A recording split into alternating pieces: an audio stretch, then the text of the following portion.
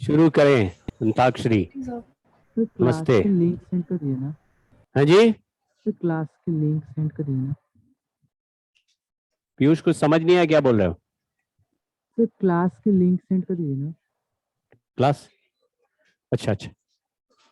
Class का link क्या हुआ उससे? नहीं होता, मजा नहीं आता क्या ऐप से? सब वेबसाइट पे ग्लिच होता है, अच्छा। जैसे अभी और आपकी आवाज ना कट कट के क्या आ रही है। आवाज क्लियर नहीं आती वेबसाइट से? यस सर, नहीं आती। वीडियो लैग करता है? और ऐप नहीं, में? वीडियो तो ठीक है, आवाज का चक्कर। ऐप में ठीक आता है? ऐप में आगे सर चलता ऐप है? में तो बहुत सारे प्रॉब्लम्स चल रहे हैं। ऐप में वीडियो आगे चला जाता है, वेबसाइट में पीछे चला जाता है। ऑफलाइन में ठीक है। ऑफलाइन में थप्पड़ पड़ने का भी खतरा रहता है। ये कभी काउंट में लिया है कि नहीं? क्यों? ऑफलाइन में नोटबुक भी तो चेक कर लूंगा मैं कि कर रहे हो, लिखा है सारा। आज ही ज्वाइन किया है? अच्छा अच्छा। तो 3 दिन का है माल की नहीं? नहीं तो जो करेंटली चल रहा है उसको तो लिखते ही चलो बच्चे, वरना छूटता जाएगा। जैसे अभी ऊपर वाले बैच में मैं पुराना एक किस्सा बता रहा था कि पिछले साल मैं अपनी कक्षा वाला एक बैच ले रहा था। तो उसमें जैसे पहला मैंने क्लास स्टार्ट किया, यूनिट एंड डायमेंशन का क्लास हुआ, तो एक लेक्चर लिया। दूसरे दिन जब क्लास लेने पहुंचा तो वो उसमें क्या, कम्युनिकेशन नहीं, केवल चैट लिख सकते थे। तो उसमें एक बच्चा लिख रहा है, सर बैकलॉग हो गया। पहले अभी सेकंड लेक्चर ही लेने सर बैकलॉग हो गया, क्या करें? हैं? तो मान लो बैकलॉग हो गया कि कल का क्लास आपने नहीं करा था, आज ही एडमिशन हुआ, तो आ जाए बैकलॉग। लेकिन क्या करें, इसमें क्या सीक्रेट है? मैं क्या बोलूंगा कि नहीं बेकार है वो, या कैसे कवर करें बैकलॉग? अरे तो एक्स्ट्रा टाइम लगाओगे बैकलॉग कवर हो जाएगा। तो रात में 1 घंटे कम सो, उसको चैलेंज लो, एक लेक्चर के साथ एक लेक्चर एक्स्ट्रा देखो और उसके नोट्स कंप्लीट करो, बैकलॉग कंप्लीट हो जाएगा। तो ऐसे ही था। लेकिन वो सर कोई स्ट्रैटेजी बता दीजिए। इसमें क्या स्ट्रैटेजी लेक्चर देखो कंप्लीट कर लो, लेकिन थोड़ा टाइम डिवीजन करना पड़ेगा, है कि नहीं? अब जैसे आपके मान लीजिए 8-9 लेक्चर छूट गए होंगे, तो 8-9 लेक्चर एक दिन में थोड़ी ना देख लोगे, और देख भी लोगे तो समझ ही नहीं आएगा, फिर कुछ देर के बाद ऐसे ही सब ब्लर हो जाएगा। तो आपको थोड़ा डिवाइड करना पड़ेगा कि भाई हर दिन एक लेक्चर एक्स्ट्रा देखेंगे तो एक वीक के बाद मामला, लेकिन हर दिन एक्स्ट्रा टाइम डालेंगे तो कभी ना कभी कंप्लीट हो जाएगा। वही तो है। हर दिन अगर आप पुराने एक चैप्टर का रिवीजन डालें, अभी तो स्कूल का ब्रेक चल रहा होगा, अभी तो बेस्ट टाइम है। अभी का टाइम खराब नहीं करो। पीछे के एक चैप्टर को रिवाइज करना है। कैसे?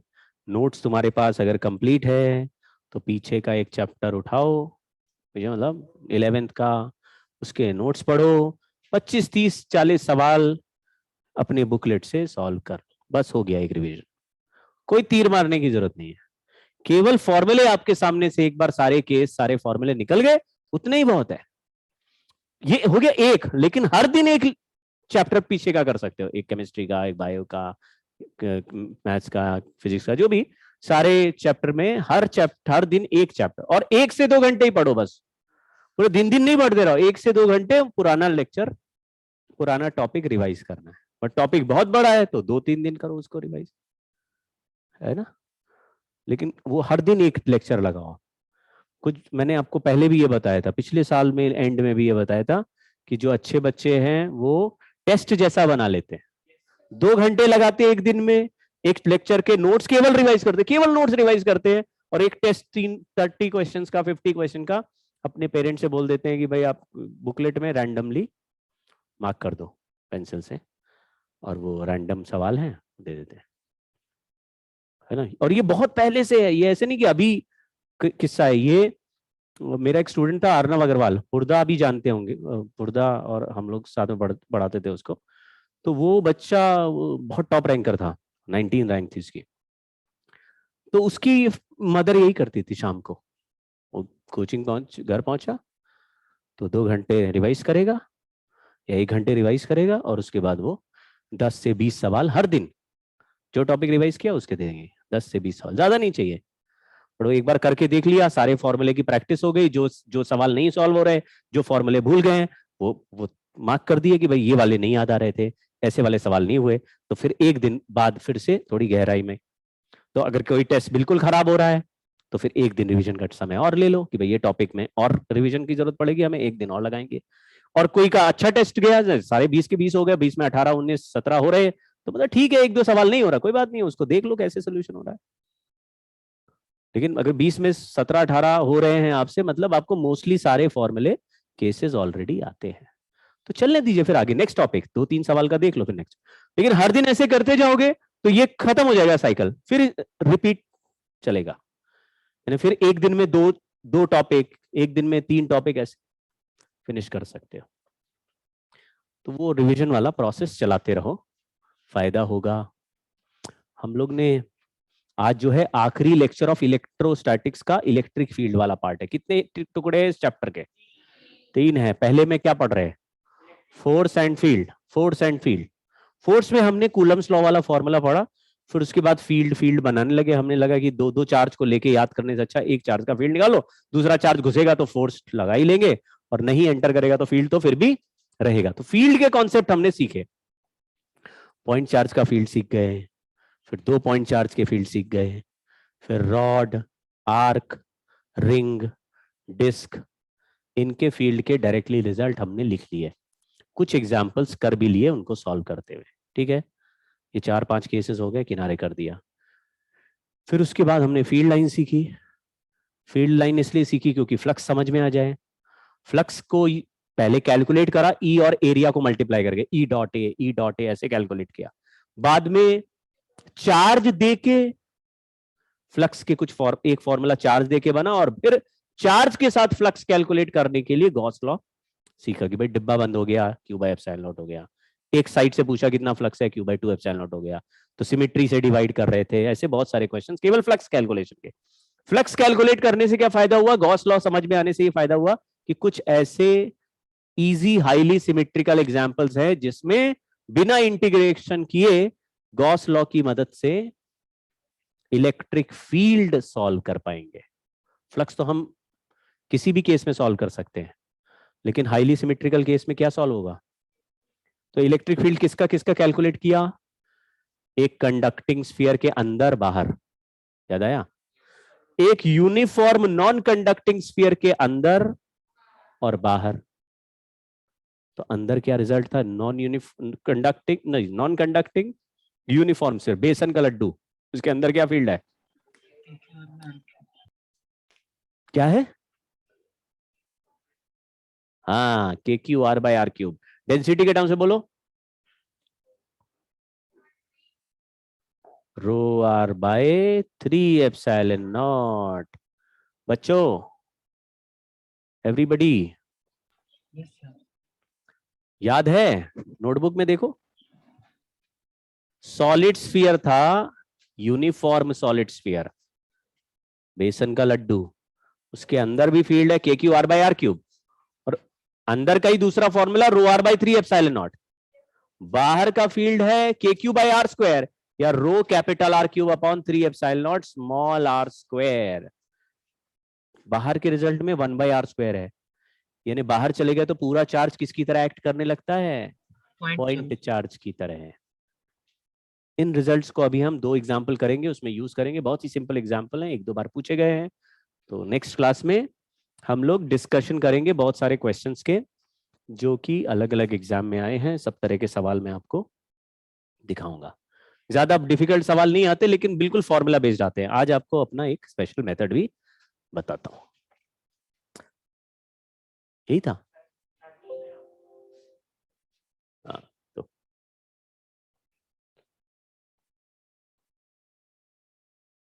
तो हम लोग यहां तक पहुंच गए थे, राइट? तो 13 लेक्चर का मैंने स्लाइड बनाया नहीं है, चलो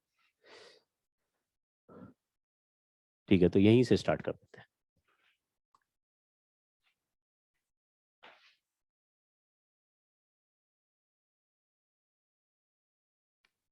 ठीक है,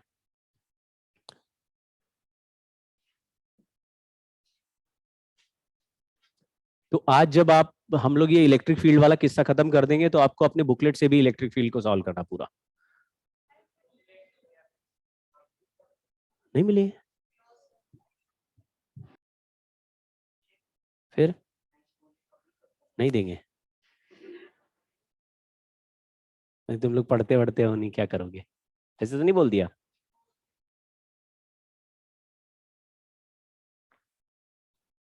तो फिर मैं एक तो डीपीपी अभी 2-3 भेजे थे, आपने देखे क्या? वो हो गया?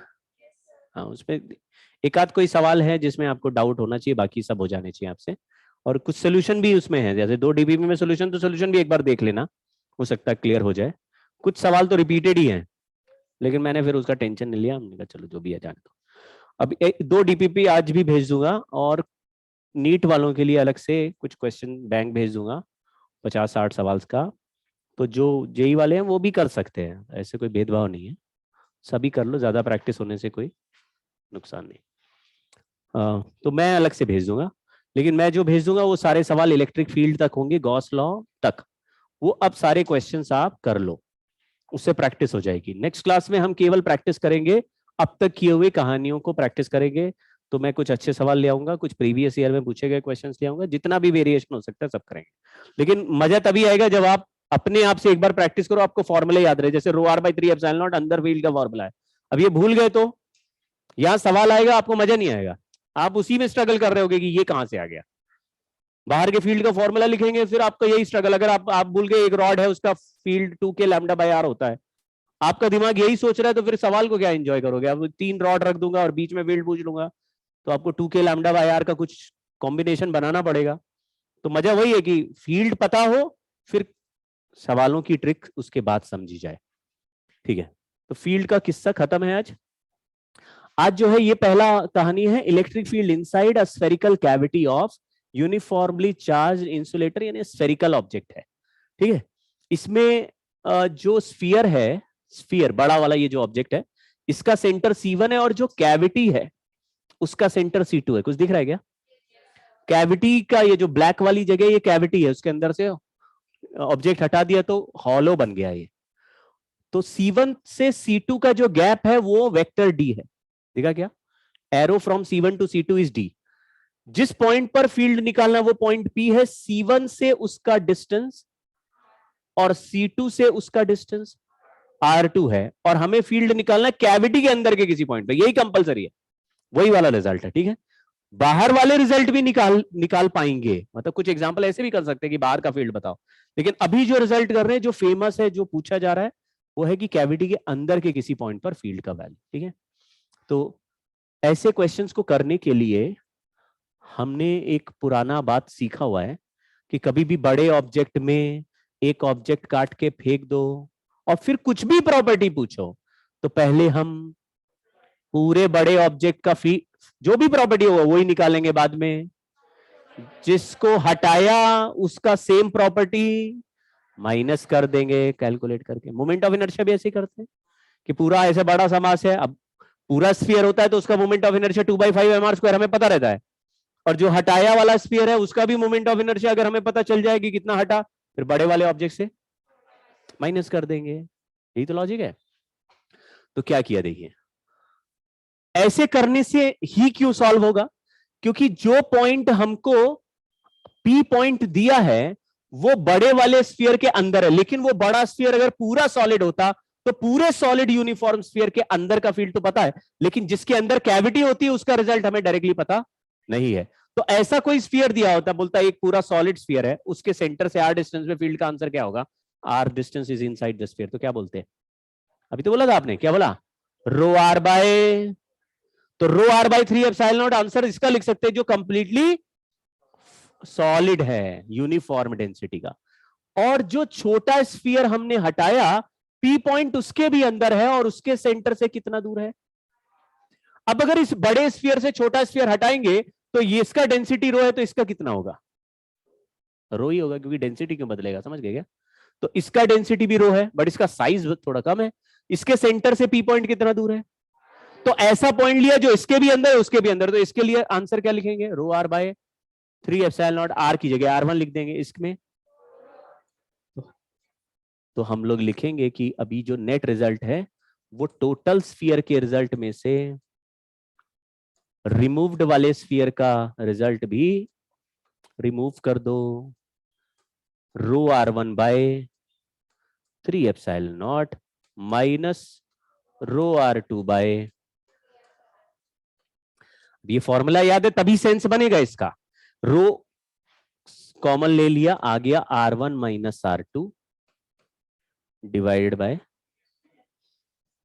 अब मैंने देखा ट्राइंगल बना के एक सेंटर C1 है, एक सेंटर का नाम C2 है, इनके बीच में डिस्टेंस D है, एक पॉइंट R1 पे है और दूसरा R2 पे है, यही पॉइंट P है।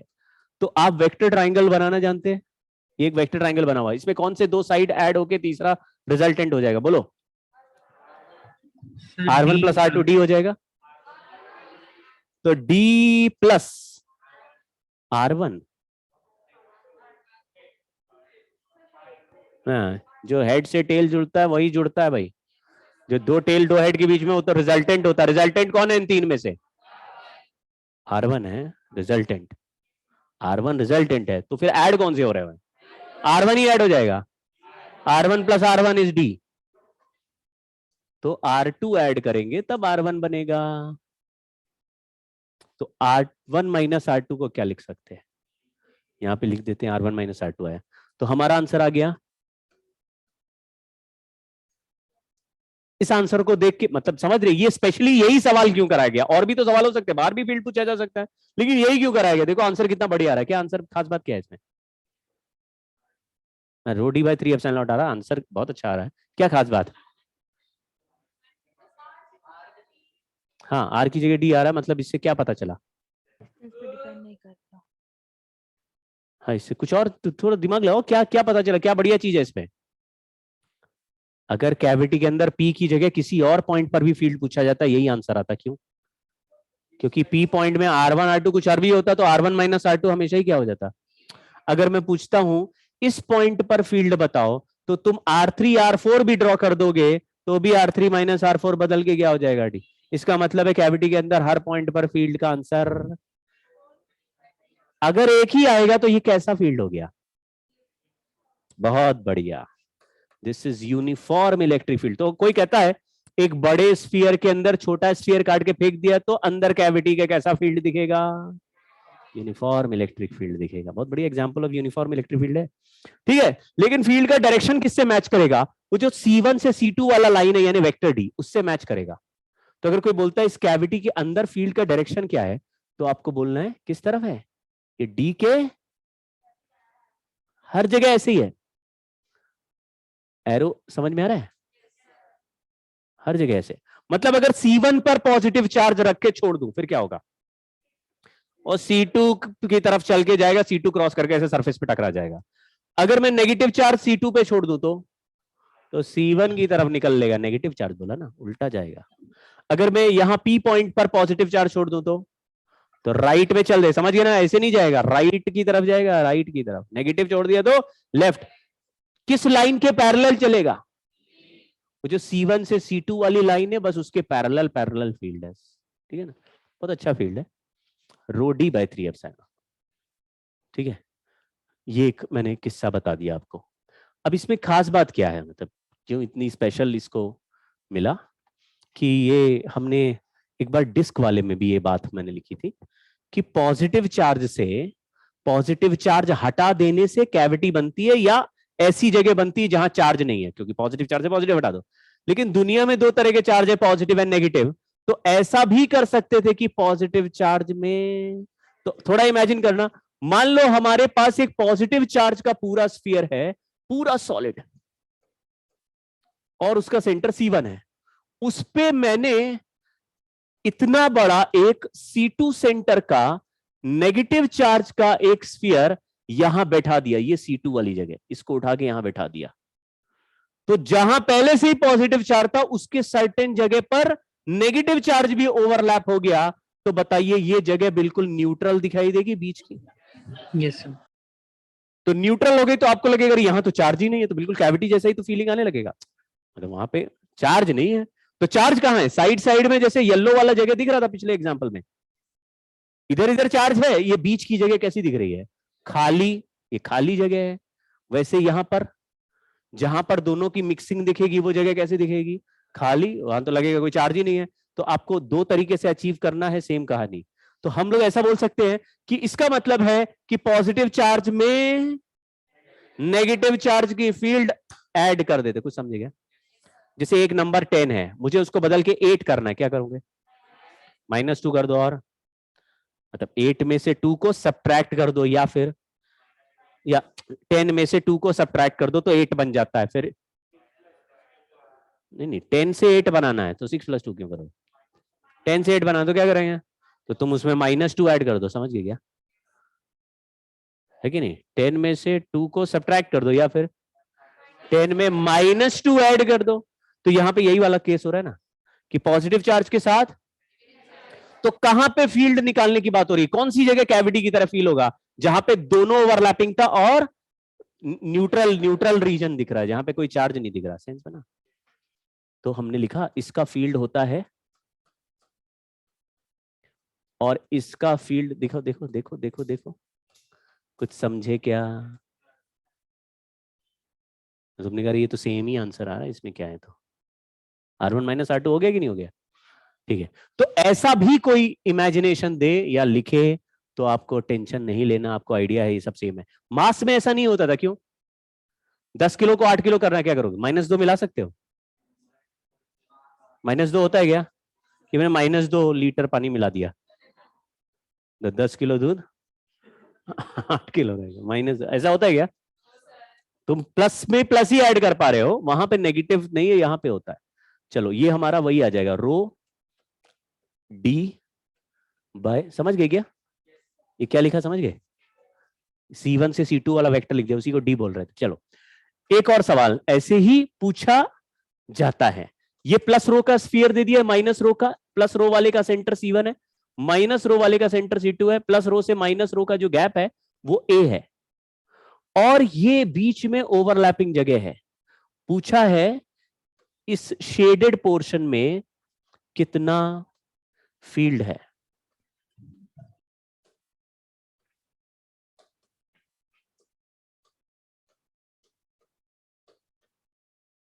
कैसे? शेडेड पार्ट में कोई भी पॉइंट ले लो, ये पॉजिटिव स्फीयर के अंदर है कि बाहर, और नेगेटिव स्फीयर के अंदर है कि बाहर? तो दोनों के अंदर, तो दोनों का तो यही फॉर्मूला लगाओगे ना, ऐड करोगे, आंसर यही आएगा। लेकिन इसमें भी आंसर किस पे डिपेंड करेगा, मतलब यही रिजल्ट है। तो आपको ये नहीं सोचना कि पूरा बार दो स्फीयर अगर पॉजिटिव नेगेटिव है तो कंप्लीटली अंदर होना चाहिए, क्या ऐसा जरूरी? कोई भी पोर्शन अगर ओवरलैपिंग वाला है तो उस ओवरलैपिंग वाली जगह पर फील्ड का आंसर यही लिखना, ठीक है ना? तो ये A का वैल्यू R1 + R2 से ज्यादा नहीं होगा, ये आपको आइडिया लग रहा है। लेकिन अगर कोई बोले हमने दो स्फीयर ऐसे ओवरलैपिंग बनाए और उनको ऐसे धीरे धीरे बाहर निकाल रहे हैं, तो ओवरलैपिंग जगह पर फील्ड इंक्रीज हो रहा है कि डिक्रीज? इंक्रीज होने लगेगा, क्योंकि C1 से C2 का गैप बढ़ाओगे तो बढ़ने लगेगा, है ना? अदरवाइज फील्ड किसी एक मोमेंट पे यूनिफॉर्म है, तो फील्ड कहीं भी लेंगे ऐसे ही बनेगा।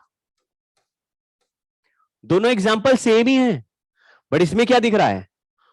एक बड़ा स्फीयर था, एक छोटा, छोटा पूरा अंदर घुसा दिया है, और इसमें क्या दिख रहा है? पार्शियली ओवरलैप दिख रहे हैं। तो हम कहां पे फील्ड निकालना है? वो ओवरलैपिंग वाली जगह पे, वो वही पॉइंट दोनों के अंदर आएगा, ठीक है? बाहर नहीं निकाल सकते क्या?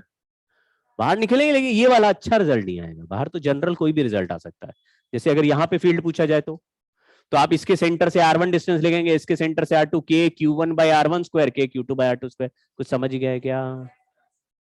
फिर तो दो स्फीयर पॉइंट चार्ज की तरह एक्ट करेंगे, उनका रिजल्टेंट हमको निकालना होगा, है ना?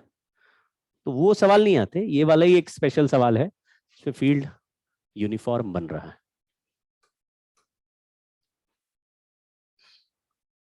एक बस रिजल्ट और है, वेरिएबल डेंसिटी का भी रिजल्ट है, वो भी मैंने डायरेक्टली बना दिया है, ठीक है? क्या करना है आपको? मान लो कि हमको एक ऐसा स्फीयर दिया जिसका रेडियस R है, लेकिन उसके सेंटर से R डिस्टेंस पे डेंसिटी का फंक्शन बेसन के लड्डू की तरह यूनिफॉर्म नहीं है, अलग अलग रेडियस पर डेंसिटी अलग अलग है, मतलब लेयर बाय लेयर बनाया गया उसको। तो एक लेयर कम डेंसिटी का, फिर एक ज्यादा, फिर उससे भी ज्यादा, ऐसे। तो ये डेंसिटी किसका फंक्शन है, और आर का वैल्यू कहां से कहां तक हम चेंज कर सकते हैं, क्योंकि चार्ज रखना कहां पे है, स्फीयर के अंदर ही तो रहेगा। तो 0 से कैपिटल आर तक ही तो हम डेंसिटी बदल रहे, उसके बाद डेंसिटी का वैल्यू क्या होगा, ये समझे। यस तो इसके बाद क्या है, इसके बाद तो खाली जगह है, इसके बाद कुछ नहीं है। तो कुछ नहीं मतलब यहाँ कितनी डेंसिटी है, यहाँ 0 है, ठीक है, ऐसे लिखा रहेगा। ये फंक्शन कुछ भी हो सकता है, लेकिन आपको ऐसा टेंशन लेने की जरूरत नहीं, हमको पता है ये फंक्शन क्या होगा। तो वो पता वाला आंसर अभी बताता हूं, तो डायरेक्टली उस आंसर को भी लगा के काम चल जाएगा। लेकिन पहले जनरल बात लिखते हैं। मान लीजिए अगर मैं आपको कहूं कि जब गॉसियन सरफेस बनाएंगे कहीं पर भी फील्ड निकालने के लिए, तो चार्ज एनक्लोज निकालना पड़ेगा, कुछ याद है क्या। तो चार्ज एनक्लोज्ड पहले निकालते थे तो डेंसिटी को वॉल्यूम से मल्टीप्लाई कर देते थे, तो चार्ज एनक्लोज रह जाता था। जैसे आपने ये वाला डेरिवेशन देखा होगा कि अगर मैंने आर रेडियस का एक गॉसियन सरफेस बनाया और मैंने बोला इसके अंदर कितना चार्ज है, तुमने बोला डेंसिटी को इतने वॉल्यूम से मल्टीप्लाई कर दो। कुछ याद आया क्या, रो आर बाई 3 एप्सिलॉन नॉट उससे ही आया था, ठीक है। लेकिन अभी मान लीजिए इस सवाल में पूछा जाए तो आप डेंसिटी को डायरेक्ट वॉल्यूम से मल्टीप्लाई इसलिए नहीं कर पाओगे क्योंकि डेंसिटी हर जगह बदल रही, इसलिए बदलते डेंसिटी में स्मॉल वॉल्यूम से मल्टीप्लाई करके छोटा चार्ज निकाल के फिर इंटीग्रेट करना पड़ता है। तो छोटा सा हिकअप है बस। अगर मैं किसी भी रेडियस आर के स्फीयर का वॉल्यूम पूछूं तो फॉर्मूला होता है, बहुत मुश्किल बात है। अगर मैं इसको डिफरेंशिएट कर दूं तो डेरिवेटिव ऑफ, मतलब छोटा वॉल्यूम आ जाएगा, उस वॉल्यूम से मल्टीप्लाई करेंगे तो छोटा चार्ज आएगा, फिर इंटीग्रेट करना पड़ेगा। तो डीवी बाई डी आर का वैल्यू क्या आ जाएगा, 4/3 पाई आर क्यूब का डिफरेंशिएशन क्या, आर क्यूब है 3r square, n into X का power n minus 1, 3r square, 3 से 3 कट गया, dr इधर भेज देते, डीवी का वैल्यू क्या आ गया, ये वॉल्यूम ऑफ थिन शेल है। आप इसमें थोड़ा इमेजिन करना, मान लो आर रेडियस पे जाके एक डीआर थिकनेस का पतला सा शेल बनाओ। ये थिकनेस नेग्लिजिबल है, मैंने बहुत मोटा ऐसे दिखाया है, बट ये dr thickness is very small as compare to radius R. तो बताओ अगर एक स्फीयर मैंने बनाया जिसकी पतली सी थिकनेस डीआर है, तो what is surface area of the sphere,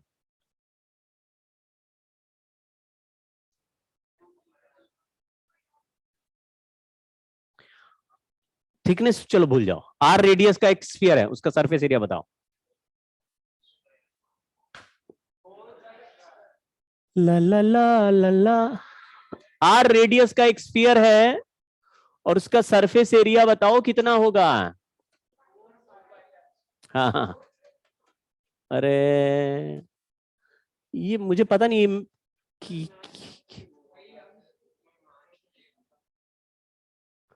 एक स्फीयर का एरिया 4πr² होता है, इसमें भी कोई डाउट है क्या। अभी तो कल कर रहे थे कि चार्ज क्यों सरफेस पे फैल गया तो सिग्मा कैसे निकालेंगे, तो तुमने बोला एरिया से डिवाइड कर देते हैं, चार्ज अपॉन एरिया, तो एरिया कितना लोगे, नहीं होता।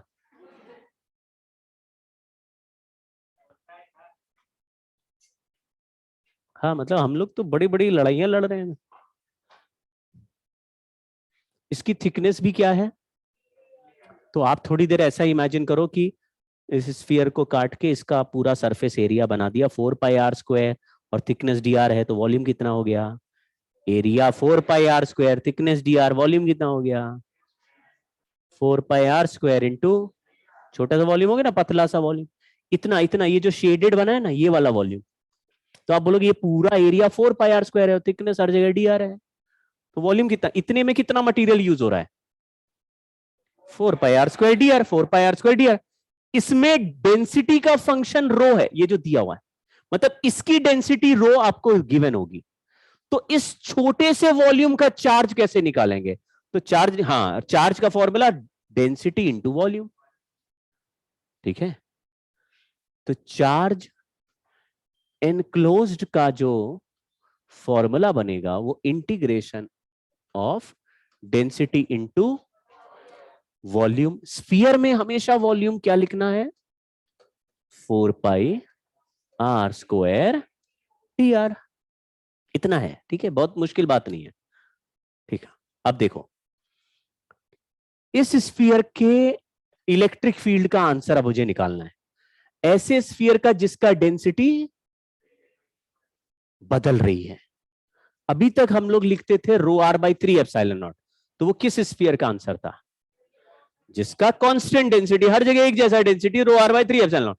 तो बदलते डेंसिटी का आंसर कुछ और आएगा, तो उसमें बदलते हुए डेंसिटी का कोई फंक्शन दिया रहेगा हमको, बोलेगा ये ऐसे स्फीयर के अंदर इलेक्ट्रिक फील्ड का आंसर क्या होगा, या ऐसे स्फीयर के बाद। दो जगह पूछना आ जाता है, तो हम पहला रिजल्ट लिख रहे हैं स्मॉल आर। ये कहां पे निकाल रहे हैं फील्ड? मान लो 5 मीटर का स्फीयर है, तो स्फीयर के अंदर चार्ज भरा हुआ, हमने पूछा 3 मीटर पे फील्ड बताओ, तो आप गॉसियन सरफेस कितने रेडियस का लेंगे, 5 मीटर या 3 मीटर? तो आपको ये आइडिया है कि हमको हमेशा वहीं का गॉसियन सरफेस चाहिए जहां पर फील्ड चाहिए। तो फील्ड 3 मीटर पे, तो 3 मीटर बना दिया। अब मुझे बताओ चार्ज एनक्लोज्ड कहां तक लेंगे, 3 मीटर तक लेंगे या 5 मीटर तक लेंगे? चार्ज 5 मीटर तक भरा हुआ है, ऐसा क्यों? क्योंकि चार्ज एनक्लोज्ड लिखना होता है और एनक्लोज्ड इनसाइड गॉसियन सरफेस लिखना होता है, ठीक है। तो अभी लेफ्ट हैंड साइड में जब हम लिखते थे ई इंटीग्रेशन से बाहर आ जाता था, याद आ गया। फिर डीएस मिला के हमें गॉसियन सरफेस का एरिया लिखना होता था। जब मैंने स्मॉल आर रेडियस का गॉसियन सरफेस बनाया, तो एरिया भी कितना हुआ? हाँ, ये तो हम 50 साल से लिख ही रहे हैं, तो तुम लोग 4 पाई आर स्क्वायर पहले क्यों लिखते थे? गॉसियन सरफेस एरिया ही तो लिखते थे। अब मैं इंसल्ट करता रहूंगा तुम लोगों की। ई इंटू, ये तो बहुत बार लिख दिया, E into 4 pi R square Gaussian surface area. Left hand side यही रहेगा। अब राइट हैंड साइड में थोड़ा इमेजिन करना, अगर 5 मीटर का स्फीयर है और मुझे 3 मीटर पे फील्ड पूछा, तो हमने गॉसियन सरफेस 3 मीटर का बना लिया, तो चार्ज कहां तक का चाहिए? तो फिर मुझे इंटीग्रेशन कहां से कहां तक करना पड़ेगा? अभी चार्ज को इंटीग्रेट करना है 0 to 3 मीटर, यानी स्मॉल आर रेडियस पे फील्ड चाहिए, तो स्मॉल आर रेडियस का बनाया और इंटीग्रेशन के अंदर चार्ज लिखा density into 4 pi R square D R, और 0 टू डिवाइडेड बाय, समझे क्या?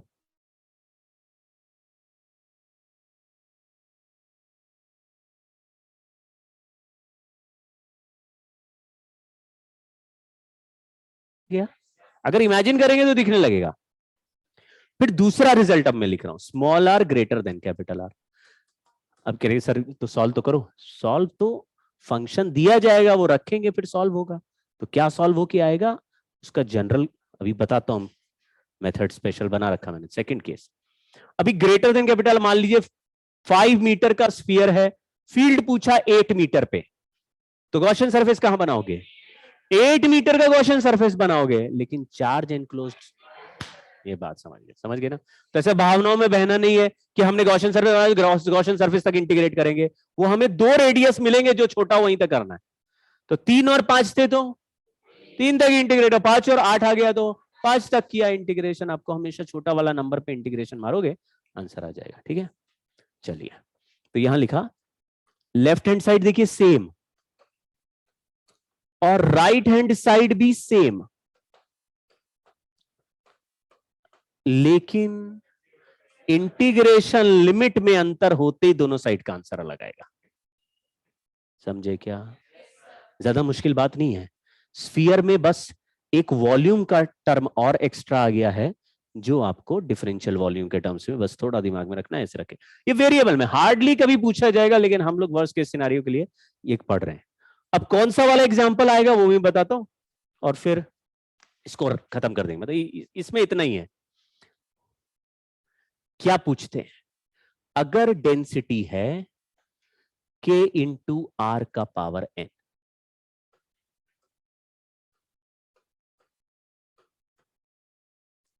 Polynomial function. दुनिया में बहुत सारे फंक्शंस होते हैं, साइन कॉस टैन वाले ट्रिग्नोमेट्रिक फंक्शन भी होते हैं, एक्सपोनेंशियल वाले भी होते हैं, लॉग वाले भी होते हैं, बहुत सारे होते हैं, लेकिन हमको कौन सा फंक्शन ही दिया जाता है? ये पावर वाला। क्यों? क्योंकि कोई और देगा तो आर स्क्वायर ऑलरेडी अंदर है, तो साइन लगा दिया तो साइन और फिर आर स्क्वायर और हो गया। कितने फंक्शंस हो गए? 2 हो गए। अब 2 को सॉल्व करना बहुत डिफिकल्ट है। सारा सवाल फिजिक्स से हट के कहां मुड़ गया? मैथ्स की तरह मुड़ गया। It is very difficult to solve. लेकिन पावर n दे दिया, जैसे ऐसे दे दिया k r का पावर 1, तो r का पावर 1 में r स्क्वायर मल्टीप्लाई करोगे तो पावर 3 हो जाएगा। पावर 2 दे दिया, 2 में 2 मल्टीप्लाई करोगे तो पावर 4 हो जाएगा। पावर 3 दे दिया तो 2 में, समझ गए क्या? तो पावर का फंक्शन इसलिए देते क्योंकि आगे पावर मल्टीप्लाई होगी तो पावर ही बदल जाएगी बस। तो सॉल्व करने में 2 फंक्शन डील, इसलिए समझ रहे हो ना, हम लोगों की हालत देखते हुए हमेशा कभी भी वेरिएबल में घुसेंगे तो इससे पॉलिनोमियल फंक्शन पे घुसते हैं। ठीक है, तो जितने भी सवाल अभी देखोगे आप उसमें यही वेरिएशन। तो पावर n है। अब देखो ये सॉल्व मैं कर चुका हूं, यहां पे पावर पुट कर चुके हैं, सॉल्व कर दिया। तो आपको नॉर्मली जो रिजल्ट थे वो याद है? नॉर्मल मतलब मैं यहां लिखता हूं, अगर डेंसिटी कांस्टेंट हो, कांस्टेंट का मतलब k इंटू आर का पावर 0, n का वैल्यू क्या चल रहा है? नहीं, r का पावर 0 मतलब पावर n का वैल्यू 0। n r का पावर 0 करेंगे तभी तो 1 बन जाएगा। वो 1 मतलब कांस्टेंट हो गया ना। अगर पावर 1 रखेंगे तो लीनियर वेरिएबल हो गया। चलो मैंने क्या फंक्शन लिखा? Density is k into R का पावर 0, ये कांस्टेंट डेंसिटी वाला टर्म है। तो रिजल्ट क्या आया था? जब कांस्टेंट बेसन का लड्डू था तो रिजल्ट क्या था? रो आर बाय, और बाहर का आंसर क्या था? तो अंदर का आंसर था रो आर बाय, मतलब आर का पावर कितना है, और बाहर का रिजल्ट था कैपिटल आर क्यूब बाय। अच्छा, डिनोमिनेटर में जो 1/r स्क्वायर आ रहा है, यानी आर स्क्वायर आ रहा है डिनोमिनेटर में, ये हमें किस तरह की फीलिंग देता है? पॉइंट चार्ज जैसी फीलिंग देता है कि स्फीयर से बाहर चले गए तो हमेशा पॉइंट चार्ज की तरह बिहेव करेगा। और पॉइंट चार्ज का फॉर्मूला क्या होता है? KQ by R square. तो मतलब ये जो टर्म है बाकी बचे हुए ये KQ है। कुछ समझ गए क्या? बाकी टर्म KQ है और 1/r स्क्वायर मैच कर रहा है, समझे क्या? तो बाहर वेरिएबल वाले के भी बाहर चले जाओगे तो भी रिजल्ट कैसा नहीं चाहिए, क्योंकि कोई भी स्क्वायर हो बाहर चले गए तो पॉइंट चार्ज, सारा चार्ज क्यों हो गया? पॉइंट चार्ज बन जाए KQ बाय आर स्क्वायर। तो बाहर के रिजल्ट में भी डिनोमिनेटर में आर स्क्वायर डिनोमिनेटर में ही रहेगा, केवल ऊपर बदलेगा पावर, नीचे नंबर। मैंने जो बोला उसको सुना नहीं आपने? ऊपर बदलेगा पावर और नीचे केवल नंबर। बदल गया क्या? हाँ, तो अब मैं पावर और नंबर बदल रहा हूं। पावर 0 की जगह यहां पावर क्या है? पहले 0 होती थी, अब n है, मतलब 0 की जगह n पावर आ गया तो पावर n बढ़ गया। तो न्यूमरेटर में जो भी लिखा है उसके पावर में भी n ऐड कर दो, और डिनोमिनेटर में जो नंबर लिखा उस नंबर में भी n ऐड कर दो, आंसर आ जाएगा। न्यूमरेटर में क्या चेंज करना है? जो भी टर्म है उसकी पावर चेंज करनी है, और डिनोमिनेटर में पावर चेंज नहीं करनी। डिनोमिनेटर में जो नंबर लिखा है तो ऊपर की जो पावर है उसमें कितना ऐड कर दोगे? n ऐड कर दोगे। डिनोमिनेटर में जो नंबर है उसमें भी। तो बताना कि डेंसिटी के आर का पावर n है, k की जगह k लिख देंगे। तो E इज इक्वल टू, देखो k पहले लिख दो, अब पावर बदलना स्टार्ट करो। r का पावर +1, कैसे? वहां पे कितना पावर ऑलरेडी था उसमें कितना ऐड कर दिया, यहां पे कितना नंबर ऑलरेडी है उसमें n ऐड कर दो। तो डिनोमिनेटर में क्या लिखा? n+3। अब जरा इसमें n इज इक्वल टू 0 डालो, देखो क्या आ रहा है?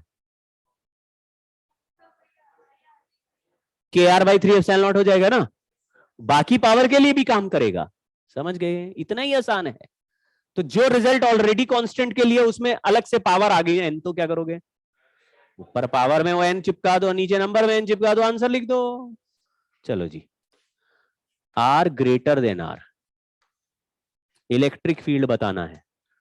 हाँ, ऊपर में केवल पावर, बोलो K कैपिटल आर का power divided by epsilon not, इसमें नहीं बदलना, न्यूमरेटर डिनोमिनेटर में आर स्क्वायर ही रहेगा, समझ गए? किससे मैच करता हुआ? कैसी फीलिंग देगा? ऐसा लगेगा पॉइंट चार्ज का फील्ड निकाल के क्यूब। तो ये जो बचा हुआ टर्म है ये क्या हो जाएगा? और के मतलब 1/4 समझ गए ना? के से के काट नहीं लेना, तो सर के से के मिल गया, ये के अलग, ये तो कांस्टेंट है ना, ये तो अलग से लिखा है प्रोपोर्शनलिटी कांस्टेंट। वो वाला के क्या था? 1/4 वो अलग है, वही लिख के मैच कराना है, तो चार्ज क्यू का वैल्यू भी निकाल पाएंगे। चलिए एक एग्जांपल, अभी कुछ मत मानिए, ये हमारा ठीक है, अब ये हमारा मेथड हो गया। फंक्शन देख रहे हो, लिखा हुआ चार्ज डेंसिटी इंसुलेटिंग स्फीयर का रेडियस आर का स्फीयर है, लेकिन स्मॉल आर के साथ बदल रही डेंसिटी। दिख रही क्या? नहीं दिख रहा? फंक्शन है ना, के की जगह क्या लिखा हुआ? नहीं, रो नॉट बाय कैपिटल आर है, के की जगह रो नॉट बाय कैपिटल आर है, तो हम के की जगह रो नॉट बाय कैपिटल आर ही लिख देंगे। चलो जरा नोटबुक में कहीं पीछे पेज पे आप जरा आंसर लिखो अपने आप। ये डेंसिटी का फंक्शन के इंटू आर है, तो पावर कितनी चल रही है? 1, मतलब एन का वैल्यू कितना है इसमें? 1 है, न्यूमरेटर में 1 ऐड कर देंगे, डिनोमिनेटर में भी 1 ऐड कर देंगे। Small R less than capital R. B part solve हो रहा पहले, बी में 2 हिस्से हैं, एक अंदर एक बाहर, 2 फील्ड निकाल रहे, बी पार्ट समझ गए? उसके बाद ये पार्ट सॉल्व करेंगे, पहले बी में लिखा है find electric field E as a function of radius R. So we have written small R less than capital R, मतलब we are finding electric field inside the sphere as well as बाद में outside. तो E equal to, बोलो, के are लिखा हो, के are का पावर 1 है, एन की जगह क्या हो गया? तो के को के ही रहने दो। अब ऊपर होता था rho R by 3 epsilon naught, rho R मतलब पावर 1 होती थी, और यहां पे एन का वैल्यू भी 1 आ गया, तो उसमें एन ऐड कर दो, तो के आर स्क्वायर बाय, के की जगह क्या लिख देंगे? रो नॉट बाय आर लिख देते, तो rho naught by capital R, R square by 4 epsilon naught. समझ गए? कोई इंटीग्रेशन नहीं, कुछ नहीं, केवल नंबर बिठाया आंसर आ जाएगा। 4 ऑप्शंस देखेंगे, सीधे सीधे दिखेगा। अभी बाहर ज्यादा जुगाड़ नहीं है, आपको अगर कभी भी फंसे तो आप इंटीग्रेशन कर सकते हैं, लेकिन जरूरत नहीं। बोलो, अच्छा पहले नॉर्मल याद कर लो कि अगर डेंसिटी कांस्टेंट होती तो क्या लिखते हैं? Rho capital R cube divided by 3 epsilon naught small R square. ऊपर पावर 3 था, एन का वैल्यू 1 है, 4 हो जाएगा, और नीचे नंबर भी, उसमें पावर नंबर सेम चलता है, रो आर क्यूब बाय 3, ऊपर भी एक ऐड कर दिया, नीचे भी ऐड, तो आंसर हुआ rho naught by capital R, ये तो के है, इनटू कैपिटल आर का पावर 4 बाय, इसको एक बार आर कैंसिल कर देते हैं, rho naught R cube divide by 4 epsilon naught R square.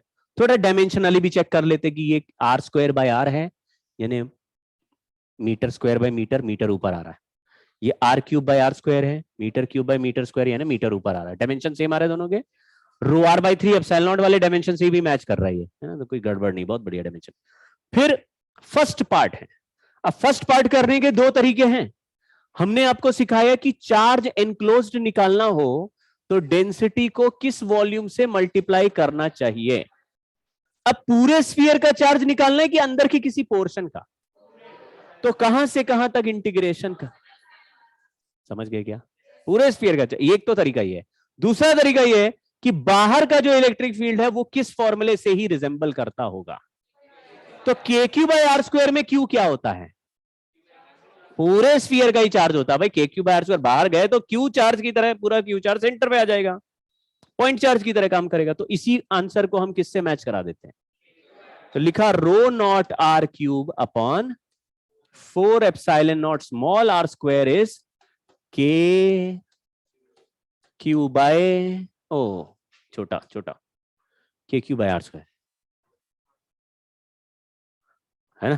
तो अपने आप तुम्हारे में स्मॉल आर स्क्वायर कटना ही चाहिए, वही आर लिखना है, ये कैंसिल हो गए। पाई ऊपर भेज देता हूं। क्यू का आंसर क्या आ गया, पाई आर क्यूब आ गया। इंटीग्रेशन भी करेंगे तो भी यही रिजल्ट आएगा, चेक कर लेना।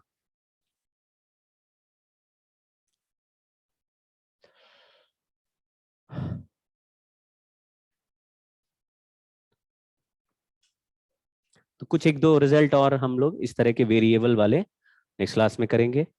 एक दो ऐसे रिजल्ट करेंगे जो कि पूछे गए हैं, एक दो रिजल्ट ऐसे कर लेंगे जो कि नहीं पूछे गए लेकिन पूछे गए चले गए तो क्या होगा, फंसना नहीं है, वो कर लेंगे।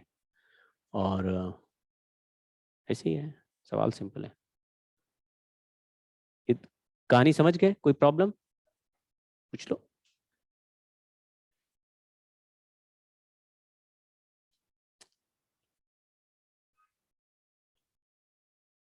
पावर फंक्शन कुछ भी हो।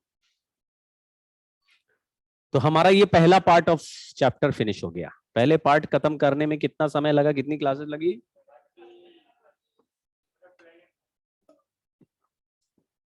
13 क्लासेस। और पार्ट 2 खत्म करने में 3 से 4 क्लास लगेगी, और पार्ट 3 खत्म करने में 2 क्लास। समझ रहे हैं ना। तो आगे की समाप्ति ज्यादा मुश्किल नहीं। मैंने आपको बोला था कि हमको 18 क्लास के आसपास अलॉटेड है, उसको थोड़ा खींच के हम 20 तक ले जा पाएंगे, क्योंकि उसमें एक दो क्लासेस डाउट डिस्कशन की भी है। तो कोशिश करेंगे हो जाएगा, फिर एक दो क्लास में प्यार से डाउट करेंगे डिस्कस, तो चैप्टर फिनिश हो जाएगा। लेकिन इस चैप्टर की सक्सेस आगे अब सारी उस बात पे डिपेंड करेगी कि फील्ड के फॉर्मूले आपको कितने याद है। क्योंकि फील्ड के फॉर्मूले याद नहीं हुए तो आगे पोटेंशियल एनर्जी जो पढ़ेंगे या पोटेंशियल पढ़ेंगे उसमें फंस जाओगे आप। के क्यू बाई आर स्क्वायर ही नहीं याद आ रहा होगा तो वहां पे फॉर्मूला नया बनेगा के क्यू बाई आर, उसमें फंसोगे, क्योंकि दिमाग पूछेगा कहां से आया, वो फील्ड से ही बनेगा। तो फील्ड याद है तो पोटेंशियल भी याद आएगा, तो आपको लिस्ट रखनी पड़ेगी फिर, है ना।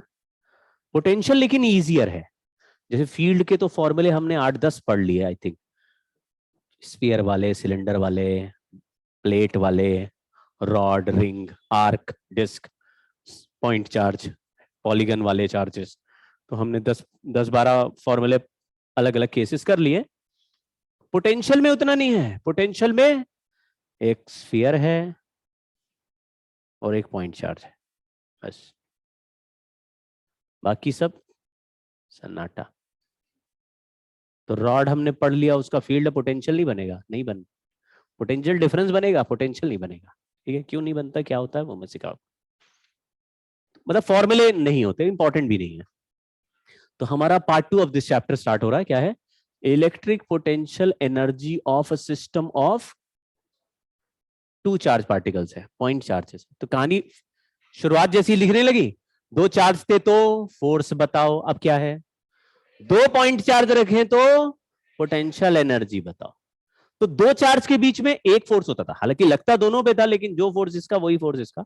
ऐसे सोचना है कि 2 चार्ज है तो इसका एक सिस्टम है ये, और इसकी एक पोटेंशियल एनर्जी है, ना वो एक Q1 की है ना Q2 की है, वो मिला के दोनों का सिस्टम की पोटेंशियल एनर्जी। ठीक है, तो 2 चार्ज रखें तो एक पोटेंशियल एनर्जी उन दोनों के मिला की होगी, वही करते हैं। पोटेंशियल एनर्जी का कोई कॉन्सेप्ट याद है आपको, किस चैप्टर में आया था? ग्रेविटेशन में आया था। अच्छा, वर्क एनर्जी में आया था। बहुत ही सेंटिमेंटल वैल्यू था उसका, कि हम घर से निकले थे पैसे लेके, पैसे नहीं, आप लोग कहानी नहीं याद है? कुछ लोगों को याद है, कुछ लोग नहीं पढ़े होंगे मुझसे। हाँ, तो उनके पैसे नहीं गिरे, मेरे पैसे गिर गए थे। तो मैं चला कोचिंग के लिए आ रहा था, मेरा दोस्त रास्ते में रहता, उसने बोला मैं भी चलूंगा तुम्हारे साथ। मैंने कहा ठीक है, तो मैं उसके घर गया। लेकिन घर से निकलते समय मेरी मम्मी ने मुझे पैसे दिए 100 रुपए, बोला ये 100 रुपए हैं, खर्च नहीं करना। मैंने कहा फिर क्यों दिए?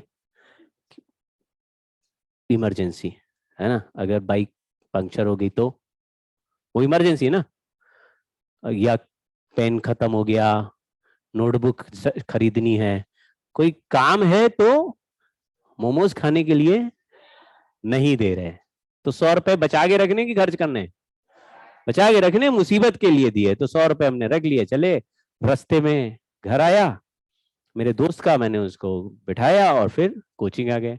कोचिंग में पढ़ाई किया, बीच में ब्रेक हुआ तो पॉकेट चेक किया तो 100 रुपए थे ही नहीं, तो रोने लगा मैं, क्योंकि 100 रुपए का लॉस हो गया है। मैंने उसको दोस्त को बोला, तूने देखे क्या मेरे 100 रुपए? तो उसने बोला, हाँ अभी अभी मेरी मम्मा का फोन आया था, वो बोले 100 रुपए वहीं गेट पे गिरे हुए थे, उन्होंने संभाल के रख लिए हैं। कैसा फील्ड है? कंजर्वेटिव फील्ड है। मेरे पास है क्या 100 रुपए अभी, लेकिन मैं रो रहा हूं क्या अब? खुशी के मारे नाच रहा हूँ कि नहीं? एक बार लगे लॉस हो गया फिर मिल जाए, कितनी खुशी होती है। थे तब उतनी खुशी नहीं थी। अब जूते दिखने लग रहे थे कि जूते पड़ेंगे घर पे, फिर अचानक जूते गए, अरे बड़ा अच्छा लगा कि बहुत बढ़िया। तो दोस्त की माताजी कैसी फील्ड है, कैसे फोर्स है उनकी? कंजर्वेटिव फोर्स है। कंजर्वेटिव फोर्स अगर मेरी एनर्जी खा जाए तो, और उन्होंने क्या किया होगा, सब्जी खरीद ली उसकी, हम घर पहुंचे बोले सब्जी तो हमने खा ली, क्या किया मेरे 100 रुपए का? अरे उन्होंने रख लिए ना संभाल के, अपने लॉकर में, अपने पर्स में, कहीं घर में रख लिए। कैसा फील्ड हो गया? कंजर्वेटिव फील्ड का काम क्या है कि अगर मेरी एनर्जी ले गया तो वो कहीं संभाल के रखेगा, जब हम लौटेंगे तो वापस दे देगा। तो कंजर्वेटिव फील्ड में हमारी एनर्जी तो लॉस हो सकती है, लेकिन वो किसी और फॉर्म में। तो हमारे को कंजर्वेटिव फील्ड से पहले केवल एक ही एनर्जी का आइडिया, काइनेटिक एनर्जी।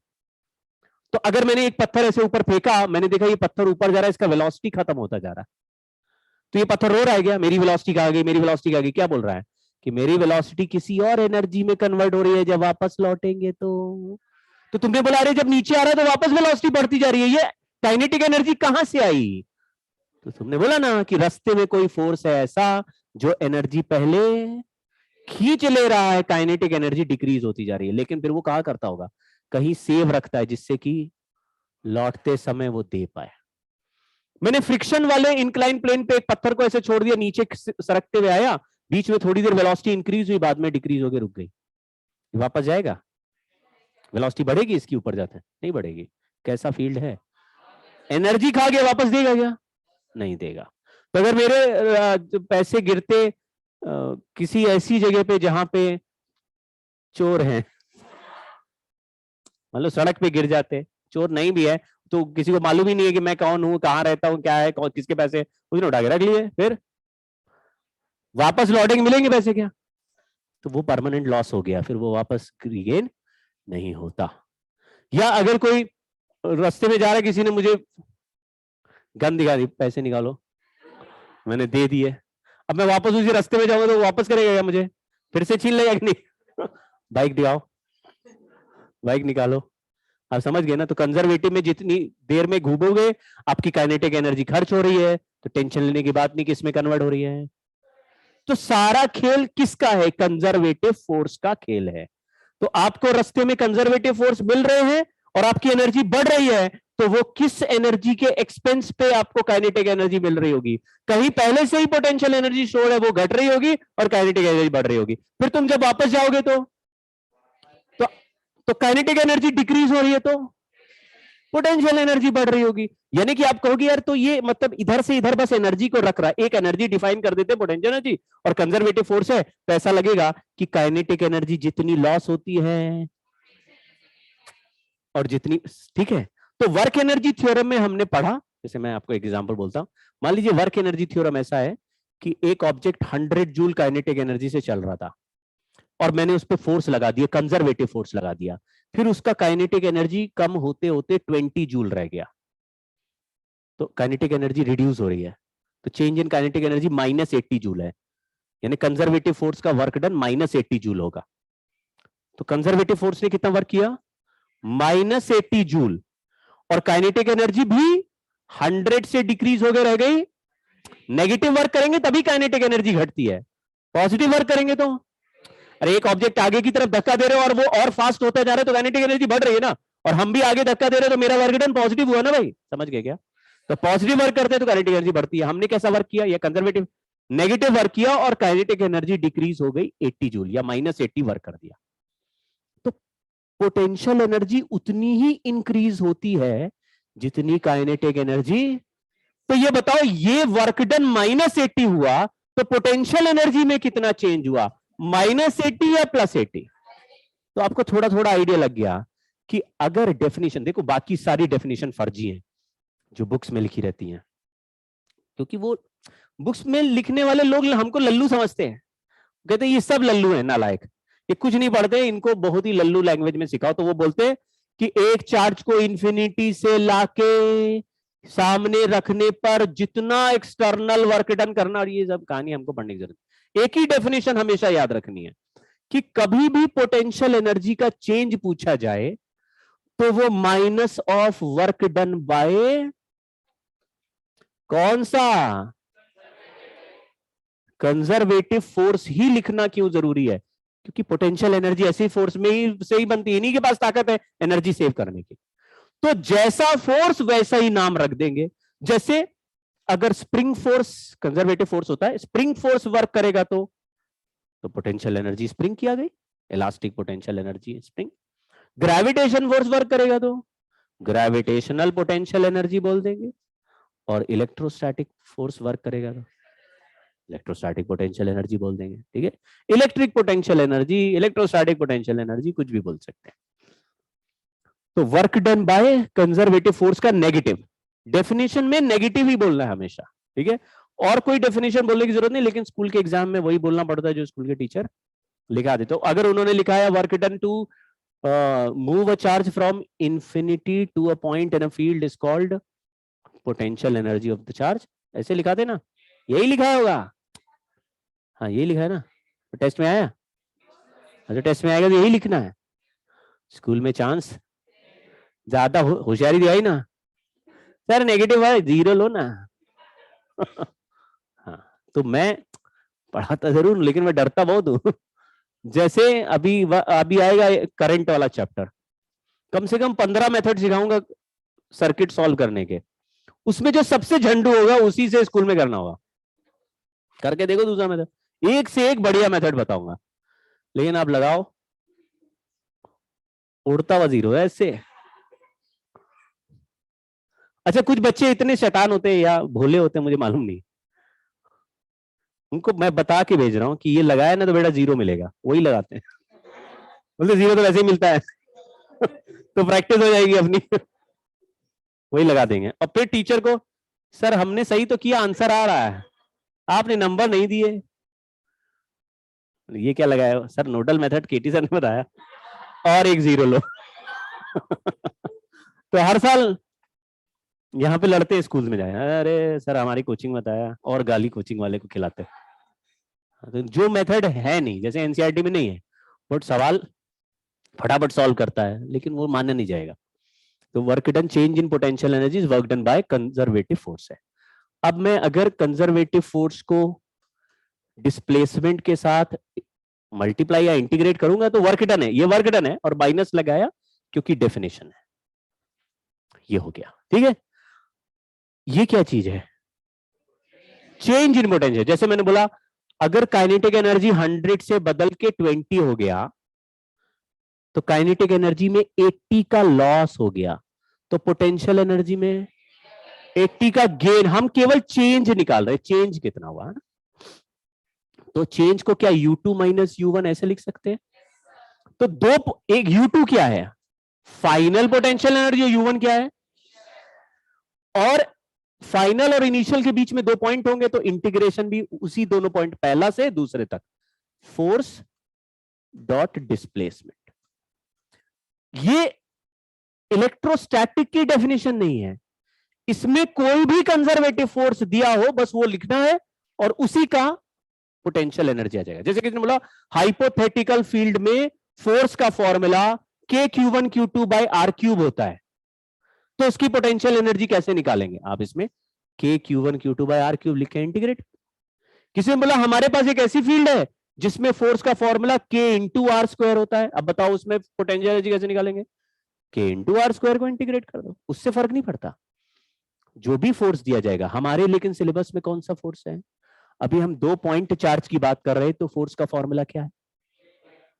तो देखो यहीं पे 2 पॉइंट चार्ज की, तो Q1 और Q2 इनके बीच में दिस सेपरेशन क्या है? ये दोनों मिलके एक सिस्टम है, तो पोटेंशियल एनर्जी इस सिस्टम की बोलना है। आप ही नहीं बोलना कि तो Q1 की आ गई या Q2 की आ गई, ये नहीं है। Q1 Q2 सेपरेशन R1 पे है, तो इस पिक्चर की एक पोटेंशियल एनर्जी है। बाद में इनका सेपरेशन बदल के R2 हो गया, तो ये दूसरी पिक्चर है, इस समय पोटेंशियल एनर्जी सेकंड है। इसको हम U2 बोल रहे हैं, और यहां पे समझ रहे हैं? इस सेपरेशन को चेंज करने के लिए किसको शिफ्ट किया, इससे फर्क नहीं पड़ता। जब दो, समझिए ना, इसको उठा के दूर कर दिया R2 हो गया, इसको ये नहीं, इसको उठा के दूर कर दिया R2 हो गया। तो R1 से R2 किस हिसाब से किया, उससे फर्क, पाथ पे डिपेंड। तो आपने एक चार्ज को ऐसे ऐसे घुमा के यहां रख दिया, कोई फर्क नहीं पड़ता। पहले सेपरेशन R1 था, बाद में R2 है, किस रास्ते से गया उस पर डिपेंड। और यही स्पेशल बात होती है पोटेंशियल एनर्जी की, क्योंकि कंजर्वेटिव फोर्स का वर्क डन पाथ इंडिपेंडेंट होता है। तो ये पाथ इंडिपेंडेंट, यही खास बात है इसकी, पाथ इंडिपेंडेंट। इसलिए 2 पॉइंट के बीच में चेंज इन पोटेंशियल एनर्जी भी पाथ जैसे यहां से ऊपर से नीचे आए तो आपने बोला पोटेंशियल एनर्जी लॉस mgh हो जाता है, लेकिन इंक्लाइन प्लेन पर भी है तो भी mgh ही होता है, सर्कल में घूमते हैं तो भी mgh होता है, क्योंकि पाथ पे डिपेंड नहीं करता, केवल वर्टिकल डिस्प्लेसमेंट लेते हैं। तो लिख रहे हैं यहां पे, ये इसको फिक्स्ड मान लेता हूं, फिक्स्ड।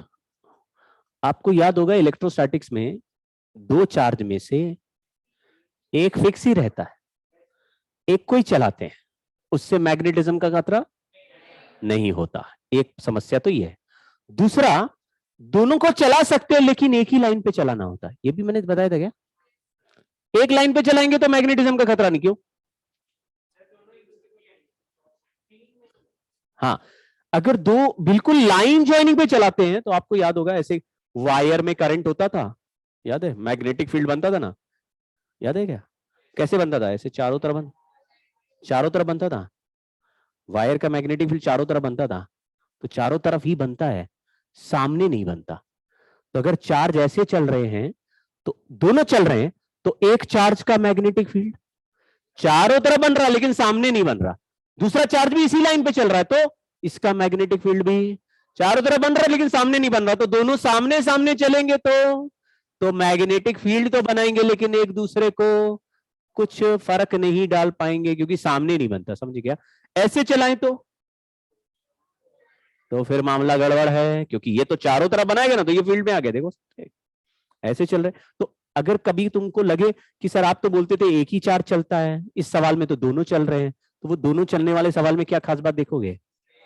लाइन ज्वाइनिंग पे ही चलेंगे, बस एक ही एग्जांपल में 2 चलते हैं। अगर 3 चार्ज हैं और रैंडमली चल रहे हैं तो होगा क्या ऐसा? इस चैप्टर में कभी नहीं होगा। क्यों? अरे मैग्नेटिज्म आ गया भाई, अब नहीं होगा। ठीक है, तो अभी हमने Q2 को कितने सेपरेशन से? R1 से खिसका के, तो इनिशियल पोटेंशियल एनर्जी U1 है, बाद में U2 है। इनके बीच में फोर्स का क्या फॉर्मूला है? K Q1 Q2 by R square, मतलब सेपरेशन बदलने से फोर्स बदल रहा है, कांस्टेंट है, 1/r² है। हाँ, तो मैंने इसलिए इंटीग्रेशन लिखा, अगर कांस्टेंट फोर्स होता सीधा मल्टीप्लाई कर देते, K Q1 Q2 बाय और dr। मान लो दोनों चार्ज पॉजिटिव है, तो रिपल्सिव है अट्रैक्टिव है? तो इस पे रिपल्सिव फोर्स लग रहा है और चार्ज भी इधर से खिसका के यहां आ गया है, तो डिस्प्लेसमेंट भी बाहर हो रहा, फोर्स भी बाहर है, तो ये पॉजिटिव हो गया ना, cos थीटा 1 हो गया, इसलिए यहां पे 1, ये माइनस डेफिनेशन में है R1 से। लेकिन dr बाय आर स्क्वायर का इंटीग्रेशन -1/r होता है, dr बाय आर स्क्वायर का इंटीग्रेशन -1/r। तो हमने आंसर लिख दिया K Q1 Q2 by R। Minus कहां गया? हाँ, एक माइनस डेफिनेशन में और एक इंटीग्रेशन से आया, दोनों गायब हो गए, इंटीग्रेशन लिमिट रख दिया, तो आंसर आ गया K Q1 Q2 बाय, और यहां लिख दिया U2। ठीक है, अब पंगा ये है कि हमें U2 माइनस U1 का आंसर आया, U1 और U2 का आंसर नहीं आया। U2 माइनस U1 का आंसर आ गया, लेकिन U1 U2 का आंसर नहीं आता। तो हम कहते हैं कि भाई फिर आप कुछ मान लेते हैं। तो मान लो, आप ऐसा मानो जो आपको आसान लगे कि इनमें से एक टर्म को U2 मान लो और एक टर्म को U1 मान लो। ये मान रहे हैं, होता नहीं है। मानो, किसको क्या मानोगे? आसान करना है, डिफिकल्ट नहीं बनाना। बताओ। हाँ, तो आप बोलोगे R2 वाले को U2 मान लेते हैं, R1 वाले को U1 मान लेते हैं। लिख भी रहा है कि R1 डिस्टेंस पे U1 है, R2 डिस्टेंस U2 है। ठीक है ना? ये डिफरेंस आया है, डिफरेंस से वैल्यू नहीं आता। यही पंगा है पोटेंशियल एनर्जी में, और इसलिए पोटेंशियल एनर्जी के सवाल पोटेंशियल एनर्जी पूछने के बहुत कम आते हैं। ज्यादातर सवाल loss in potential energy is या चेंज इन पोटेंशियल एनर्जी के सवाल आते हैं, पोटेंशियल एनर्जी के नहीं आते। मैं क्या बोल रहा हूं समझना ध्यान से। मान लीजिए दो पॉइंट के बीच में हमने पोटेंशियल एनर्जी का डिफरेंस निकाला 20, डिफरेंस 20 है। ये पॉइंट का पोटेंशियल के वैल्यू से ये पॉइंट के पोटेंशियल एनर्जी का वैल्यू 20 जूल ज्यादा है, डिफरेंस 20 है। तो ये नंबर कितना, ये नंबर कितना बता सकते हो? लेकिन अगर एक जगह 0 मान ले तो यहां 20 मान ले तो यहां 100 मान ले तो यहां। आप समझ रहे हो ना? आपके कुछ एक नंबर दोगे तो दूसरा बता देंगे, लेकिन डिफरेंस पता है तो दोनों नंबर नहीं बता सकते। ठीक है, तो ये एक डिफरेंस आ गया। लेकिन मैं बोल रहा हूं इजी क्या है, तो आपने बोला ये इससे मैच करा दो, ये इससे मैच करा दो। तो हमने ऐसे बोल दिया कि फिर हम मान लेते, ये अजम्पशन है क्या, U2 is K Q1 Q2 by U1 is K Q1 Q2 by, तो U जब R सेपरेशन में होगा तो क्या लिखेंगे, और 0 कब लिखेंगे, जब R टेंडिंग टू। देखो ये आंसर 0 कब आएगा, डिनोमिनेटर में। तो चार्ज अगर लार्ज सेपरेशन में है तो पोटेंशियल एनर्जी को क्या मान लिया, 0 मान लिया। तो R सेपरेशन वाले को क्या लिखेंगे, K Q1 Q2 बाय। इसलिए चार्ज को कहां से लाने की डेफिनेशन बोलते हैं, क्योंकि इंफिनिटी में क्या मान लिया। तो यहां तक लाने में जो एनर्जी दिख रही है वो पोटेंशियल एनर्जी, क्योंकि वहां तो 0 है। समझ गए क्या? तो मैंने बोला एक पॉइंट से दूसरे पॉइंट लाने पे मैंने 100 जूल वर्क किया, तो यहां पे एनर्जी मैंने 100 जूल देखी। तो इंफिनिटी पे 0 है तो 100 जूल पोटेंशियल एनर्जी होगी। वैसा डेफिनेशन तो इंफिनिटी से ही क्यों लाते हैं, समझ में आ रहा है? ऐसा कोई जरूरी नहीं, आप कहीं से भी ला सकते हो, लेकिन इंफिनिटी पे 0 मान रखा है। तो हमारे आपस में हम लोग जब सॉल्व करेंगे तो ये वाला फॉर्मूला ही अप्लाई करेंगे। कोई पूछेगा when charges are separation at separation are, तो इस सिस्टम की पोटेंशियल एनर्जी कितनी है, तो फॉर्मूला बोलना है K Q1 Q2 by R। लेकिन अंदर से असलियत आपको भी पता है कि K Q1 Q2 by R कोई फिक्स्ड रिजल्ट नहीं है। मैं आपको एक एग्जांपल बोलता हूं, इंफिनिटी पे कितना ले रखा है, लेकिन कोई अगर आपको बोल दे इंफिनिटी पे आज से 0 नहीं, वहां भी 50 माननी पड़ेगी, 50 जूल है इंफिनिटी पे, तो बताओ when the charges are separation at separation are, तो यहां पोटेंशियल एनर्जी कितनी है। तो तुमने बोला यार 0 वाले को 50 कर दिया, मतलब 50 बढ़ा दिया, तो हर जगह 50 बढ़ाओ तभी डिफरेंस सेम आएगा। तो क्या चीज फिक्स है, डिफरेंस फिक्स्ड है, वैल्यूज नहीं। मैं फिर से बोलता हूं, मैंने यहां 0 बोला, आपने बोला 20, मैंने यहां 20 बोला, आपने बोला 40, मैंने यहां 100 बोला, आपने बोला, तो क्या चीज फिक्स है, क्या एक जगह का वैल्यू फिक्स है क्या। तो मैंने 0 की जगह यहां 100 लिखा, तो तुमने यहां भी तो 100 ही ऐड कर दिया। तो मैंने बोला इंफिनिटी पे 50 जूल होती है, अब बताओ आर डिस्टेंस पे कितनी होगी। तो तुम बोले हम इंफिनिटी पे कितने लेते थे, हम 0 लेते थे, तो यहां पे कितनी आती थी, K Q1 Q2 by R। अब वहां 50 ऐड कर दिया, तो यहां भी 50 ऐड कर दो, तो यहां आर डिस्टेंस का फॉर्मूला क्या लिखना पड़ेगा, K Q1 Q2 by R plus 50। ये सही बात है, समझ रहे हैं। We are not able to find any exact value of potential energy ever. हम केवल एक जगह 0 मानते हैं तो दूसरी जगह वैल्यूज लिखते हैं। इस कहानी में हमने कहां 0 मान रखा है, तो हमारा ये फॉर्मूला। ठीक है भाई, तो ये थोड़ी ऊंची बात हो गई। बहुत कमाल के केसेस में KVPY वगैरह में ऐसे बदल देते हैं कि यहां पे नहीं, यहां पे 0 है। जैसे when charges are 2 at separation 2 metre, there potential energy of the system is 0। तो तुमने बोला यार 2 मीटर वाली जगह पे तो 0 होती नहीं थी, तो 2 मीटर पे क्या होती थी, K Q1 Q2 बाय 2 होती थी। तो बोल रहा उसको जीरो कर दिया, मान लो के Q1 Q2 बाई 2 का वैल्यू 100 जूल आ रहा है, तो बोल रहा है 100 को जीरो मानने को बोल रहा है, मतलब कितना घटा रहा है, 100 घटा रहा है ना, 100 को बोल रहा है जीरो मानो, तो जहां पे 300 आती थी वहां भी 100 घटा देंगे, 200 आ जाएगी, समझे क्या? तो जो whatever change we are bringing at one place will be done at every point, change will be same, ठीक है, ये तो बात आप समझ गए। लेकिन जब तक कुछ ऐसी कमाल की बात नहीं किया जाए तब तक हमारा फॉर्मूला क्या है, के Q1 Q2 बाय आर। चलिए सवाल देखना, जल्दी से करेंगे।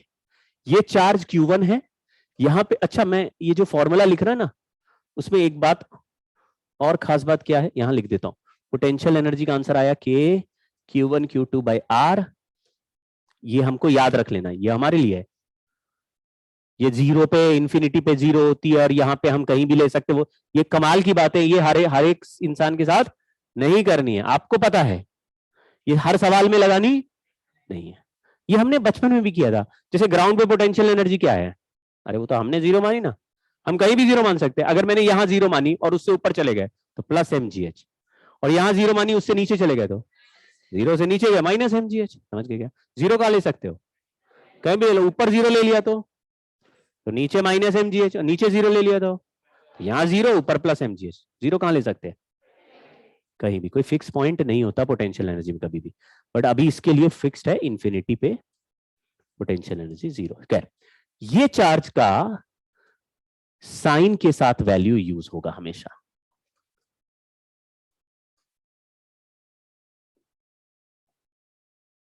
तो अगर दोनों पॉजिटिव है तो पॉजिटिव आएगा, दोनों नेगेटिव है तो भी पॉजिटिव आएगा, रिपल्शन में पॉजिटिव आंसर आएगा, अट्रैक्शन में नेगेटिव आएगा, ठीक है, ऐसे ही एक्सपेक्ट करना। ये चार्ज पॉजिटिव है, ये चार्ज नेगेटिव है, इनके बीच का सेपरेशन r है, ये फिक्स्ड है, इसका मास m है और इसका इनिशियल वेलोसिटी 0 है, तो छोड़ दे तो क्या होगा, अट्रैक्ट या रिपेल, अट्रैक्ट होके जाएगा। तो पूछा find velocity of Q2 when separation becomes r by 2। सवाल समझ गए? तो हमको पता कैसे चलता है कि किस सवाल में कंजर्वेशन ऑफ एनर्जी लगाना है, किस सवाल में मोमेंटम कंजर्वेशन लगाना है, किस सवाल में F is equal to ma लगाना है, सब तो खचपच है दिमाग में, क्या करा जाए। कभी भी इनिशियल और फाइनल दो पॉइंट के बीच में डिस्प्लेसमेंट आता हो, एनर्जी इनिशियल और फाइनल के बीच में रास्ता हो, डिस्प्लेसमेंट, तो और इनिशियल और फाइनल के बीच में टाइम आ जाए तो Newton's law F is equal to ma, time आ जाए तो impulse momentum, Newton's law F is equal to ma, और अगर डिस्प्लेसमेंट आ जाए तो पहले कितना दूर थे अभी कहां आ गए, ये टाइम दिया या डिस्प्लेसमेंट, रास्ता बना दिया ना कि यहां से छोड़ा यहां आ गए, रास्ते के साथ वेलोसिटी चेंज होगी तो एनर्जी, और टाइम के साथ चेंज कर रहे तो F इज इक्वल, तो फिर FBD बना के एक्सेलरेशन निकाल के इंटीग्रेट करो, वेलोसिटी आएगी, ठीक है। और अगर ऑब्जेक्ट आपस में ही एक दूसरे को चला रहे हो और कोई एक्सटर्नल फोर्स ना लगे तो कंजर्वेशन ऑफ मोमेंटम, आपस में, क्या ये दोनों आपस में एक दूसरे को चला रहे हैं, तो एक तो चला रहा दूसरा भी चल रहा है क्या, दूसरा क्यों नहीं चल रहा, फिक्स्ड कैसे होगा, हमने पकड़ रखा होगा तभी फिक्स्ड होगा, तो मैंने पकड़ लिया तो फिर फोर्स लगा दिया कि नहीं लगा दिया, एक्सटर्नल फोर्स लगा तो मोमेंटम कंजर्व होगा कि नहीं, नहीं। अगर दोनों को छोड़ दे तो पहला वाला दूसरे को अट्रैक्ट करेगा, दूसरा वाला पहले को अट्रैक्ट करेगा, दोनों चलेंगे तो मोमेंटम कंजर्वेशन होगा, समझ गए, ठीक है। तो अभी ये यहां से चल के यहां r/2 पे पहुंचेगा, तब इसका वेलोसिटी v हो जाएगा, तो पोजीशन नंबर 1 हो गया, पोजीशन नंबर 2 हो गया। काइनेटिक एनर्जी किसके पास है, Q2 के पास, माइनस Q2 वाले चार्ज के पास काइनेटिक एनर्जी है। पोटेंशियल एनर्जी किसके पास है, वो सिस्टम की होती भाई, वो सिस्टम की। पहले Q1 Q2 कितना दूर है, तो एक पोटेंशियल एनर्जी है उनकी, बाद में Q1 Q2 कितना दूर है, तो एक पोटेंशियल एनर्जी बाद में होगी, समझ गए। तो ऐसा नहीं बोलना इसकी पोटेंशियल एनर्जी प्लस इसकी पोटेंशियल एनर्जी प्लस इसकी काइनेटिक एनर्जी प्लस इसकी काइनेटिक एनर्जी, चार चीजें नहीं है, पोटेंशियल एनर्जी दो की मिला के एक है, दो लोगों की एक पोटेंशियल है, समझ गए। तो हमने लिखा K1 प्लस U1। चलो बताओ इनिशियल काइनेटिक एनर्जी क्या है Q2 की, इनिशियल पोटेंशियल एनर्जी क्या है, समझ गए? पोटेंशियल एनर्जी दो चार्ज की एक है, दोनों की अलग अलग लिखनी नहीं है। काइनेटिक एनर्जी दोनों की अलग अलग लिख सकते हैं, बट एक चार्ज फिक्स्ड है, दूसरा चल रहा है, इसलिए काइनेटिक एनर्जी एक ही आएगी। चलो बताओ।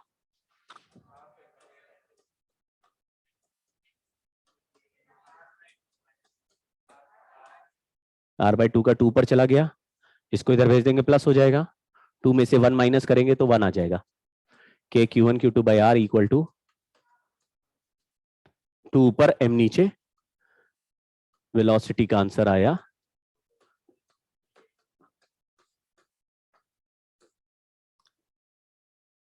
बहुत मुश्किल बात होगी।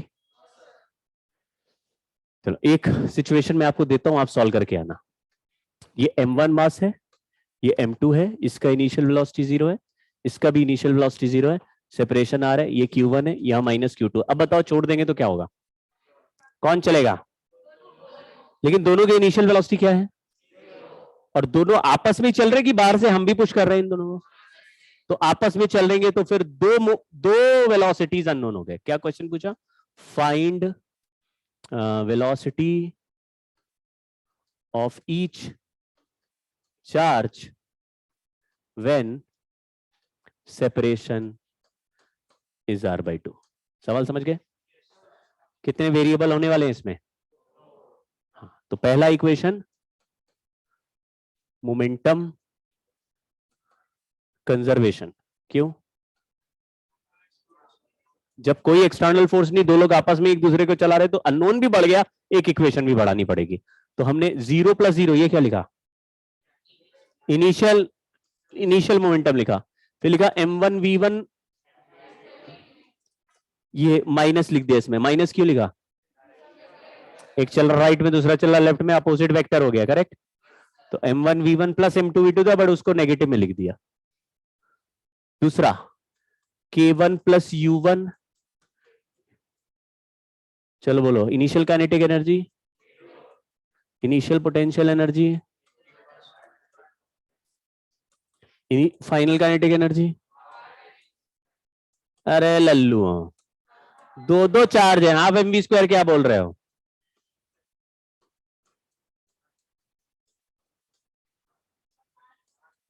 कितने अननोन हो गए? और इक्वेशंस v1 का वैल्यू v2 के टर्म्स में निकाल के यहां रख देंगे तो एक इक्वेशन एक ही अननोन रह जाएगा, सॉल्व करेंगे तो v2 आ जाएगा, ऊपर रख देंगे v1 आ जाएगा। क्या ऐसा कभी इक्वेशन सॉल्व कर पाओगे? तो ये एनर्जी कंजर्वेशन के सवाल है, लेकिन थोड़ा रियलाइज करना पड़ता है, वरना एग्जाम में थोड़े ना लिखा आता है कि एनर्जी कंजर्वेशन से कर दो। आता है क्या? हिंट लिखा रहता है। क्या आता है फिर? सवाल आएगा, हमको खुद ही डिसाइड करना होता है। कैसे डिसाइड करते हैं? आप थोड़ा सीक्वेंस पर पकड़ने की कोशिश करो ना। हर बार पहले मैकेनिक्स में एक पत्थर ऊपर से छोड़ दिया, लुढ़कता हुआ नीचे आके बोला वेलोसिटी बताओ, डिस्प्लेसमेंट हो रहा है कि नहीं? हमेशा दिया रहेगा डिस्प्लेसमेंट के साथ वेलोसिटी बदल रही है या सेम भी है लेकिन डिस्प्लेसमेंट हो रहा है, तो इनिशियल वेलोसिटी फाइनल वेलोसिटी बीच में रास्ता। एनर्जी कंजर्वेशन लगाना है, मतलब देख लो एनर्जी कंजर्वेशन बोल रहा हूं क्योंकि नॉन कंजर्वेटिव फोर्स नहीं हो। अगर फ्रिक्शन विक्शन है तो वर्क एनर्जी थ्योरम लगाना पड़ेगा। ठीक है, ठीक है, इतना ही करेंगे आज।